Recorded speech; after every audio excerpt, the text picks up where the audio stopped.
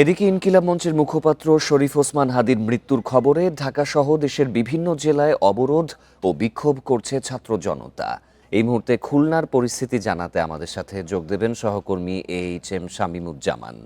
শামীম, খুলনাতে ছাত্র জনতা বা ইনকিলাব মঞ্চের যারা সদস্য রয়েছেন তারা বিক্ষোভে কোথায় সমবেত হয়েছেন, সেখানকার পরিস্থিতি কি?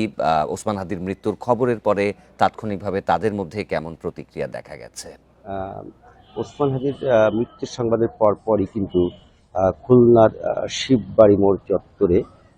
বৈষম্যবিরোধী ছাত্র আন্দোলন, এনসিপি, এই ইনকিলাব মঞ্চের নেতাকর্মীরা বিক্ষোভ করে এবং এই মুহূর্তে আমরা যেখানে অবস্থান করছি এটা হচ্ছে শিববাড়ি মোড়।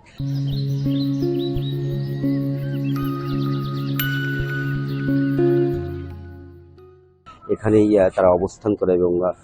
গাড়ি চলাচল বন্ধ করে দিয়ে রাস্তা বন্ধ করে দেয় এবং এখান থেকে তারা বেশ কিছু সময় অবস্থানের পরে বিক্ষোভ মিছিল করে এবং বিক্ষোভ মিছিলটি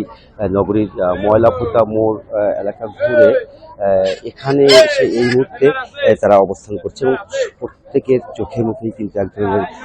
শোক বিরাজ করছে এবং তারা তাদের প্রিয় সাথীকে হারিয়ে তারা ভেঙে পড়েছে এবং তারা যেটা বলছেন এই মৃত্যু আসলে মেনে নেওয়া যায় না, এই মৃত্যু কাম্য নয়। এর সাথে যারা জড়িত আছে তাদেরকে অবিলম্বে আইনের আওতায় এনে শাস্তির দাবি জানাচ্ছে এবং সবাই কিন্তু শোকাহত, প্রিয় সাথীকে হারিয়ে কিন্তু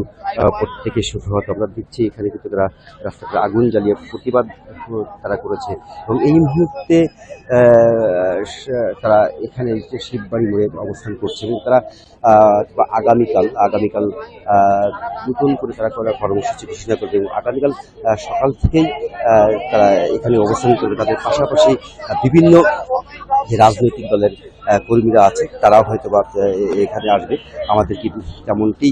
জানানো হয়েছে এবং তারা যেটা বলছেন যে তাদের যে সহকর্মী জুলাই যোদ্ধা যে শহীদ হয়েছেন, শুধু এই হাদি না, এই হাদিকে যে শহীদ হয়েছেন, শুধু এই হাদির এই মৃত্যুর ঘটনার মধ্য দিয়ে জুলাই যোদ্ধাদের যে যারা আছেন তাদের প্রত্যেকেরই কিন্তু এক ধরনের হুমকি দিয়েছে হত্যাকারীরা এবং এই প্রেক্ষাপটে হাদির মৃত্যু আসলে তারা কোনোভাবেই মেনে নিতে পারছে না এবং তারা কিন্তু বারবার করে বলছেন যে যেহেতু তাদের এই যে প্রিয়